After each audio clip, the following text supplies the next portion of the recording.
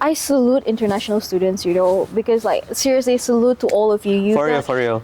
There are like, you know, like I even have like international friends. They said in 1 year they didn't even go back home because like the Right. tickets were so pricey. I mean, yeah, the tickets price are so it's so ridiculously expensive. Yeah. So I feel like sometimes when I ask them, oh, are you gonna go back for December? They say, oh no, I don't think I'll be back. I'll just stay at the campus or around Right. here because the tickets are so expensive. So I might as well just stay. I feel so bad.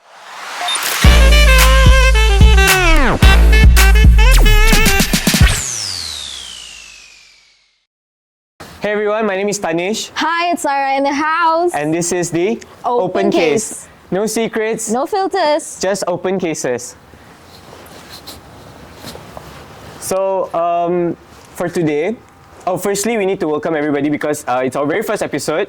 So, welcome to our very first episode. It took us a long time to be here and a lot of effort and energy as well. The planning was months. It was months. Yeah, it was actually months. Yeah, lot, it was a months. lot of time. Yeah. And I think for today's episode, I just want to let you guys know that we're going to be discussing on a very common, rather relatable topic, and who could probably, students will probably relate it a everyone lot. can Yeah, relate right. it. Yeah. So what's the topic about, Ayara?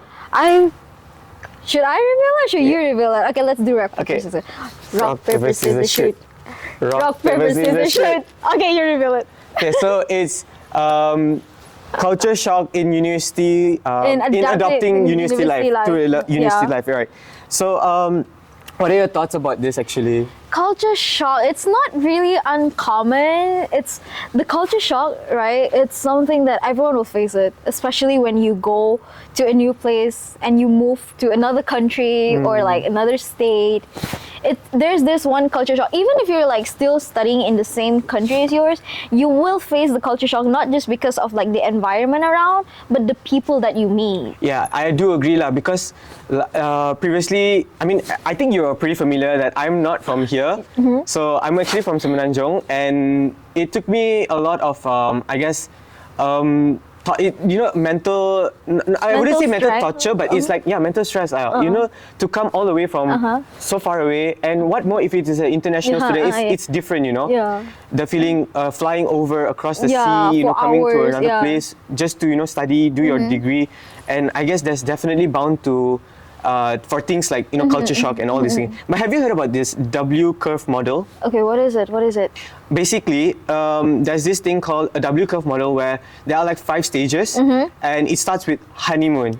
Right? Okay, yeah. Of course, there's going to be a honeymoon, right? So it starts with a honeymoon, and then it goes on to cultural shock, which is the culture shock that we're going to be addressing in this episode. And then there's the initial adjustment after the culture shock. And then there's also the mental isolation that you're going to be experiencing throughout this process. And finally, is the acceptance and integration. Right. Okay. Also, I may be from here, West Malaysia, but I used to study in East Malaysia. Right. Yeah. Right. So the culture shock is there. I mean, like it may not be anything compared to the one for those who studies from like overseas and they flew like thousands of miles away to study, continue their degree, to pursue what they wanted. But it is still there because there's like a different culture that I have to face, a different like norms, a different people. It's a completely different environment, right? Yeah, it's completely different, and adjusting to it is something like, oh my god, I have to adjust to this because you're growing into becoming an adult. You have to learn to adjust. You cannot always rely on your parents or your siblings 24/7 for the rest of your life. Yeah, I do agree with that because I think when you think about it, like based on my experience, right? So when I got, I got the opportunity to study here. It was never easy for me because I thought I would probably study somewhere around Semenanjung and it would be, I could travel easier. But taking a flight all the way from Semenanjung coming here, I think it really, you have to put a lot of effort into it. You need to make sure you have to buy the flight ticket within the given time. And then of course, flight ticket prices are crazy, bro. Yes. Like and then packing stuff, and then by the time I come here, I don't know where am I supposed to get groceries. I don't know how, thinking about The checking into my emergencies and all these all things. that, you have so to I think as a first timer, it was definitely it was a challenge for me. I wouldn't say I was completely culture shocked because at that time I was kind of accepting that this is going to be Your new life. Yeah, my new life, right? So I was kind of like put my expectation kind of not too high, but kind of low, right? So I wasn't really. It didn't really bother me at that time, but yeah, I think for a person who puts their expectation quite high, it is going. yeah, it's definitely going to be a cultural shock for them. But tell me about the honeymoon phase that we're going to talk about, the W curve, right? So the honeymoon phase is that when you go into a certain place, when you go into a new place, you'll face this one amazement. Like when you go to this country, you'll be like, oh my God, this is something new. I haven't seen this before. I haven't done this before. I haven't like went through this and all that. That are the honeymoon phase. You get amazed and then you feel the needs to join, to adapt yourself, to fit yourself in. And because like you have this, when you go into a new place, you just want to be accepted by those new people. Yeah. So you kind of like try to join this, do this, join that, meet people this, meet people that, say that, talk this and all, just for you to fit in. Yeah, because it's a very new experience and it could be very fruity, like, you know, it's very like a very fruity, juicy kind of experience. That's why we call it a honeymoon as well. It's like you got the nectar of freedom, finally. You took the words right out of my mouth. And, you know, exploring campus life, meeting new people like you said, and also I think like some people might also relate to this, potentially finding a significant other here. So these are all like the honeymoon phase of life, right? True. And then, of course, it moves on to culture shock. So when it comes to culture shock, I think we've also mentioned quite a bit of it. So once after culture shock is the initial, you know, adjustment, where you're gonna have to adjust to it either way. Yeah, you have to. I mean, like you're there for years, especially when you do university life, right? Some of us have to go through university for 3 years, some even 4, and some even have to done it in 5 years and all. So that is like where you kind of have to force yourself. You can't always go back every single day to your home. Your home is miles and miles away.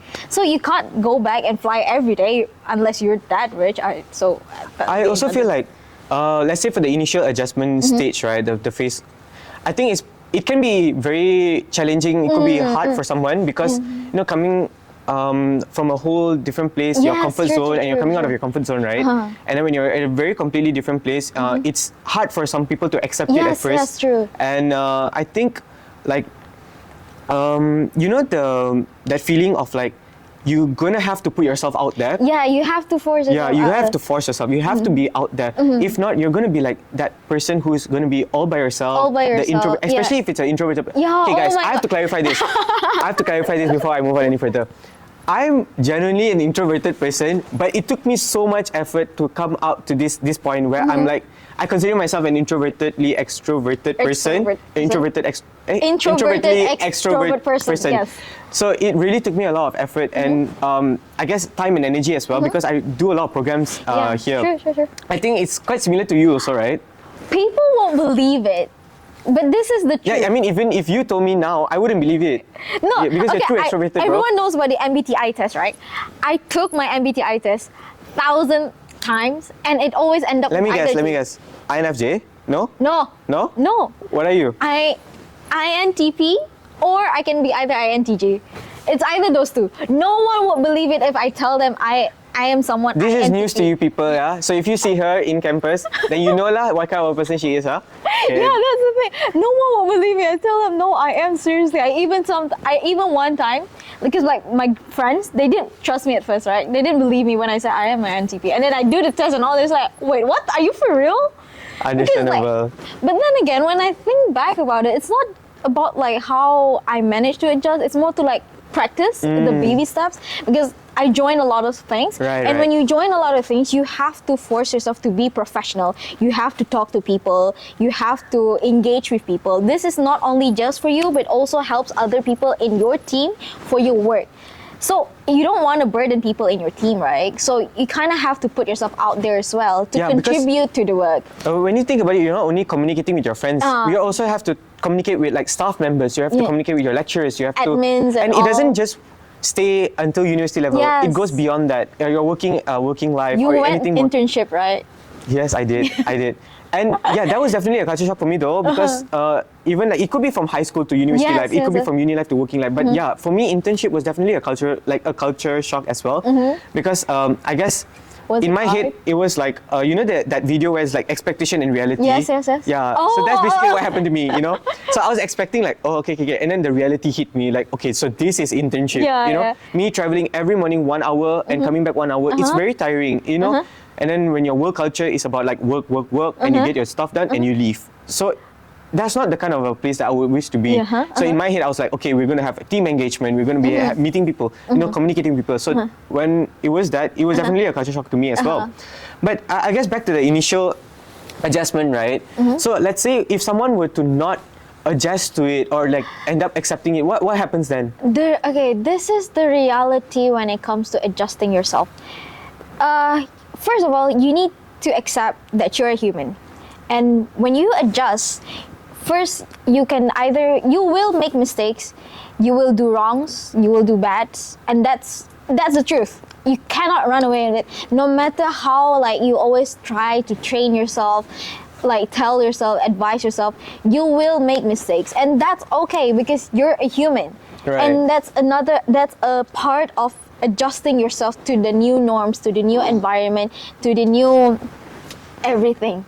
Yes, I think there are days where like perhaps I've not really talked about this even with my friends sometimes, but there are days when even as me, when as I'm learning about, you know, how to be more open, like extroverted and all these kind of things, it really drains me a lot actually. It drains me so much that I would be in my room at that time. I think it was my year 2, Sem 1 and Sem 2. I was 1 year, good 1 year. I didn't have a roommate, you know. So, so basically it's just me and my 4 walls. So you know what happens when it's within that 4 walls. Like there are a lot of things, there are a lot of emotions. Like when there's no one to like rant things or vent things out to, you don't have like, you feel like there's no one to support you, you know. Inside yourself. Right. If you were to perhaps have a roommate or someone that you can talk to, you'll probably be like, oh, you know, I'm feeling this way. And you know, I don't know how to like. You probably could rant it if something happened. It could take a huge burden out of you. But yeah, it was really hard for me as well because that time like I'm just in my blanket and I'm like, I don't know what to do. Like, and then just the 4 walls. I don't know one to talk to. This kind of things. But and then I realized it took me a while for me to accept as well and to realize that there are actually so many people who care and love love me around me, right? True. So sooner or later I had to accept that. Even in my campus life, there are people that I could rely on. I could fall back to. You know, this kind of thing. So I think I was kind of also in that phase of like mental isolation and that reverse culture shock. That do you know what it?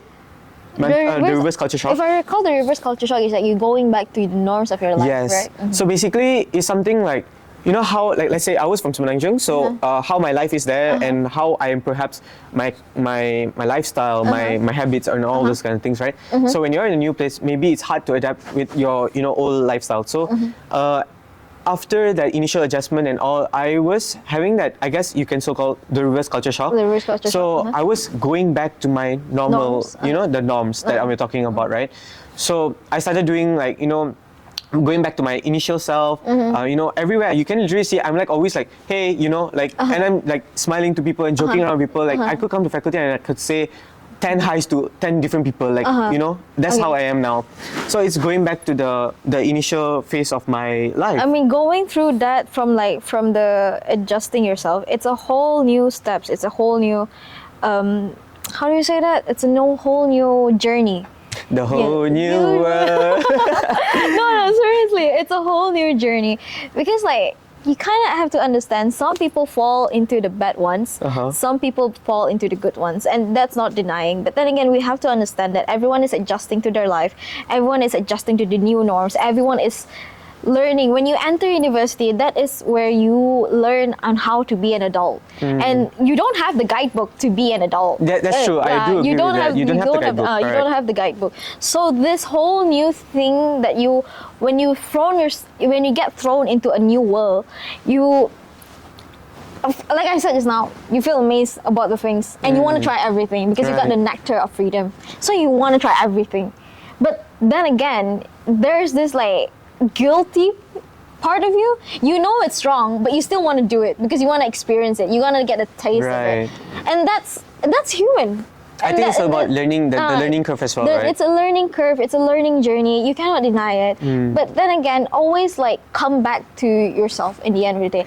This Right. is where this whole initial adjustment is where it shaped you as a human. You do all the wrongs, you do all the goods, you do all the bads, and then come back to yourself. If you able to ask for forgiveness from that people, go ahead and do that. If you're unable to do so, you can pray to God, hope that one day that person will forgive you, have their heart open to forgive you, and then you learn yourself. Admit it was your mistake, admit it was something that you've done wrong. Learn from it. Become a Right. better person, and that's where that is the journey between initial adjustment to mental isolation. Right. Because when you do mistakes, obviously you beat yourself up a lot. Correct. Because you put expectations so high upon yourself. Yeah, I think that's I do agree. That's one thing that we need to like remember is that to anyone out there as well, right? So make sure to, I don't know, this is something that I do. I don't really like to put a lot of expectation on anything for the matter. Knowing that one day maybe it might like backlash or like True. hit you back again. So these days I'm always like, when I do something, even it could be something very small, and I do not have expectation for it because I feel like there's more joy to it when I don't have expectations at all. Yeah, because you just enjoying the moment. Yeah. That's it. So I want to ask, like, so you're a first year, right? I'm a first year Okay, student. so you're a first year. So you've already come up to your Sem 2 now, is it? Yeah, I'm coming up to my Sem 2. Okay, so have you had that phase where you macam relapse into a sense of like this isolation thingy? Maybe not like at this here, maybe not currently, but previously, like from my previous studies, I do have my relapse, and that is something that I'll say it's normal. Even my advisor and all of that, it's normal for you to have relapse. It's a part of the journey where you want to be a better person, a better version of yourself. It's okay for you to relapse, but like this may sound ridiculous, but this is what my advisor once told me, is that allow yourself to relapse, allow yourself to feel sad, allow yourself all that emotions, just allow that emotions out, but don't let it take over you. As a matter of fact, this tip, this seriously sounds ridiculous, but it works, is that you put yourself timer, like 2 hours or 3 hours, depends on yourself, and then once you put that timer, during those times, you allow yourself. Just be sad. You want to cry, you go ahead and cry. So basically, like embracing your emotions, like just accepting it. Just accept it. Because if you don't let it out, it's going to pen up. I agree. The more it pent up, the more it kills you. So just let it out. Let the emotions out. Cry yourself, or you want to do something, or if you're angry, do something that's healthy. Obviously, it doesn't hurt anyone physically, especially. So allow all of that, but keep a timer so it won't let it take control of you. Right. And once the timer is up, you're done. You need to go out, do something else. So this is like your exercise or your ritual you could consider. Yeah, the ritual that I could say. At first, the first time I hear about it, it sounds so ridiculous for me. Like even for me, it's like, it's kind of questionable, but if it works, it works, you know? If it works, no, seriously, go ahead and try it. If it works one day, you can go ahead and practice it. If it doesn't work, go ahead and try to find some other ways to not let your emotions. Because everybody have their own coping mechanism as well. But you heard it, guys. This is from Ira herself. This is an exercise. Probably you guys can try it at home as well. I guess is it the timer, right? Yeah, the timer. Set the timer on your phone. Embrace your emotions, your feelings. Just let cry. Go crazy. I guess. Go crazy. Don't cry. Literally go crazy though. We don't want that. I don't want to be accountable for that. I don't want to be responsible for that. But everybody has their own coping mechanism. Back again. True. I think mine is something like, what I used to do is I love to write down stuff. I journal stuff a lot. So when I feel like, okay, this is too much for me, I'll just like write it down like a goddamn essay, bro. Like you don't even understand. I'm writing it down like an essay. And then, but to be honest, like right after I wrote these things down, right, I feel so much better. And then I just fold it and put it away. Or sometimes I just like crumple it but throw it. But I love to keep stuff. So I'm this type of person where I love to keep stuff. And so I always like write down and keep it away so that one day I could potentially like look back at it and wait, this is me? Wait, this is me. And somehow you'll laugh at it. Yeah, it's very funny lah. But yeah, this is how it is. But I have a question though. Like, have you ever felt like homesick? Because you were studying back in East Malaysia, right? Yeah. Have you ever felt homesick before? To be honest, I never. You never? I never. No, that's crazy. No. You've never had had homesick before? No, I never. I don't know why, and I don't know how. It's not maybe okay because I'm a person that always think of a bigger picture. I'm a person that always like, okay, if anything happens, let's try to think it in a bigger picture. Let's try to understand the situation and everything, right? So if anything were to happen, I always feels like, oh, this and that. I try to always like try to process. I don't know. Maybe it's because the way my mind works is that my mind works so fast. I don't know whether it's something about overthinking or anything, but my mind works so fast. So I don't get the chance. I don't get the feeling of homesick. It's because like, maybe it's because I try to understand. But no matter what, I still have my home with me. Okay. My mom and my dad. I'm an only child. So you feel very close to your family, like, wherever you are. Yeah, wherever I feel, I know that I can always call them, even like late at night. Like there's this funny story. I ever called my mom at 3 a.m. just because I heard some tea. Oh, I heard some gossips about my. So you're the gossip girl. No, you're not the gossip girl. You're the one spreading the teas around. No, I'm not. And then I got so excited, and I don't have anyone to call. Oh, to say, right. I immediately called my mom. Ma, you want to know something? And my mom was like, what is it now? And I don't know, I got close with my parents, and then no matter the distance, we always because it's always small of us, and we're like very tight knit, right? But and then we don't get the chance, like no matter what, no matter the distance, it's like, okay, the distance has nothing on us. Simple as that. The distance has got nothing on us. So I just simply call them and tell them in yep and all. Right. So that's why I don't ever feel homesick at all. So you always make yourself feel at home, lah. Yeah, I always make myself feel. I think it was the opposite for me, because like I feel that when I came here at first, I mean I never really felt the homesick, not until I felt like I was being very completely drained over a lot of things that were happening here, probably like academics, right? It could be a very big toll on us as well. So academics, and then there's extracurricular, and then adjusting to your new norm, right? So at one point I was like, yeah, I kind of miss my family, and the life that I used to have at home. And there are days where I feel like I needed to just call back home and talk to my mom and hear her voice and things like that, right? So yeah, I definitely did have homesick, and I think many people could also relate to this experience where perhaps they are also feeling very homesick, especially for our international students who are here. We have a lot of international students, by the way. International students, yeah, and some of them very far away. I salute international students, because like seriously, salute to all of you. For real. There are I even have like international friends. They said in 1 year they didn't even go back home because like, the tickets were so pricey. I mean, yeah, the tickets price are it's so ridiculously expensive. Yeah. So I feel like sometimes when I ask them, oh, are you gonna go back for December? And they say, oh no, I don't think I'll be back. I'll just stay at the campus or around here because the tickets are so expensive. So I might as well just stay. I feel so bad for them. Like, oh my god, I feel like they always feel homesick and all, and it's like really. And then they are still going through the university life, excel in academic, excel in extracurricular and all. Right. Despite feeling homesick, despite not seeing their families for like years. Some even like the moment they enter university, and then by the end of it, they only see their parents go back home once they graduate. And there's like something I don't think I can do that, as much as I don't feel homesick, but I still need to see my mom and my dad. I'm an only child. I need to bother them. If I were to ask about like language barrier, when you were in East Malaysia, right? Did you feel like maybe their way of talking, or like I mean there are different slangs, right? Yeah, there are different slangs that they use. Was it hard for you to cope? Maybe not for me. I think this is where I'm grateful for like the government. They, how like teachers from every country, they transfer the teachers from every country and all, right? So back in my school days, we have a lot of teachers from East Malaysia, and also I learned how to speak that way.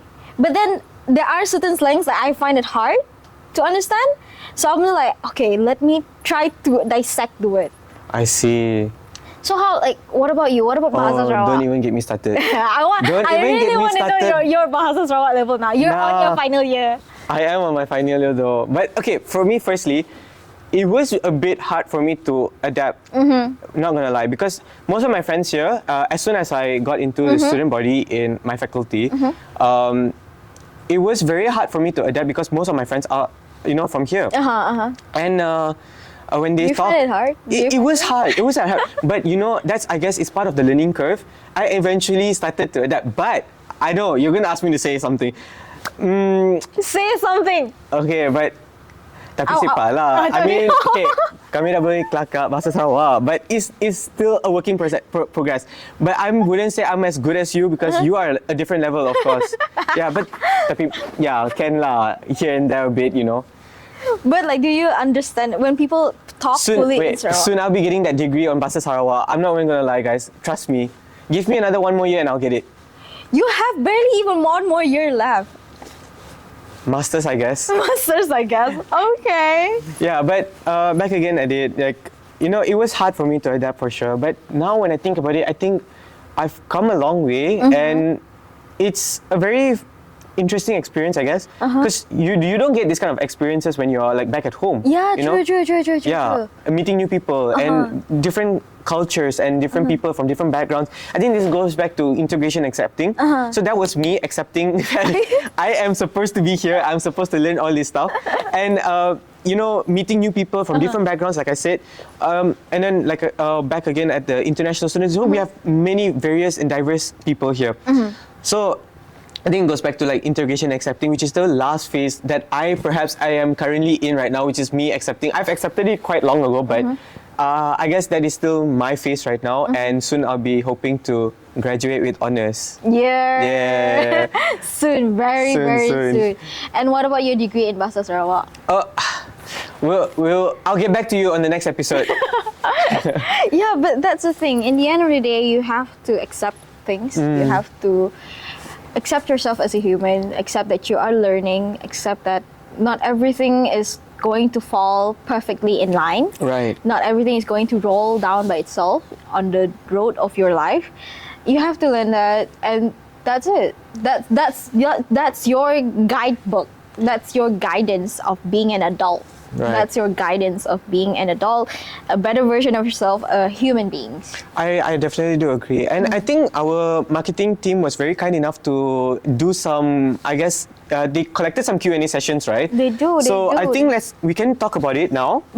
So this is from our students, from our university. So these are just some stereotypes and Q&As that we would like to touch on, which is, the firstly is, dating is now normalized. So what do you think about that? I mean, you did mention before finding your significant other. Correct. Yeah, true. Some stories is actually quite cute, Like when they found, we have to accept the truth that there are people, they find their significant other in university, and it end up in marriage. Right. And that's really, really cute. True. I think a lot of people end up finding their significant other in university as well, but some of them are like, especially, I guess, at my age or my phase, who were during my time, right? I mean, my time, not me making myself look so old. I'm not very old, guys. I promise you guys, I'm not old. So, but, and hey, look at this side. Look at this side. Okay, but basically, I think most of them are already having someone, Yeah, so when they come true. here, I guess, basically, I think. When they came here, they find They already have someone. Basically, they already have someone. So I think moving on to the next one, I guess more dramatic people.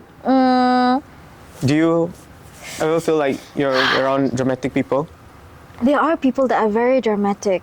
We cannot deny that. But then again, you have to, like I said, I'm a very see the bigger picture kind of person. So the dramatic people, sometimes I try to understand them, but there are times that I cannot understand them. So I just simply if it is, it is what it is. Yeah. It is what it is. And then the final one is food quality in our university. Oh, okay. This is very questionable. I think this is like 50-50 for everybody, I guess. They always have their go-to cafes, and some of them probably don't. I have my ones that I don't prefer to go to. Do you have anything like that? I do have. You do? I do have. But Okay, but we're not going to name drop. We're not going to name drop. We're not going to name drop. We're not going to name drop, yeah? So, but very- I think one last question before we, I guess, kind of wrap up this episode, right? If you were to go back and in time, would you have done anything differently? This is the questions that I always love. Is that when people ask me, if you have the chance, if you were given a time machine, do you choose to go back to the past or future? I always say past, but not because I want to change it, but simply because I just want to look and see back what is more for me to learn. I will never change my past. I know I'm not a good person to begin with. I have done my wrongs, I have done my rights and all. I have paid my what do you say, that karma or whatever it is. Right. Okay, and like simply accept it, admit it, and I pray to Lord that I be forgiven one day, and from there I simply accept it. And when I go to the back to the past, I just simply want to learn more about it. What about you? I think for me it's very simple. If I were to go back, I would, but I would definitely improve things, the way that things would have done, or perhaps like learn more, you know. But yeah, that's about it, I guess. I wouldn't change many things about it. But I think culture shock happens to anyone and any time. But we have kind of reached to the end of our today's episode, right? Once again, I think we're pretty grateful for our viewers and supporters. Would you like to say anything? Yes, please do not forget to follow our TikTok and Instagram. You want me to say it? Yes, you should say it. Yeah. Oh, you want me to say it? Okay, please. We do follow us on our YouTube account as well. Make sure to like, share, subscribe, and hit that bell notification button. I guess. Fight over this. You know. So also, we'd love to hear on your thoughts on this episode. Do engage with us in our social media accounts as well. So I guess that's about it for today's episode, right? Yes, we are very anticipated for the next episode. Please wait for the next episode. They'll be coming for the next week. And this is the open case. Thank you.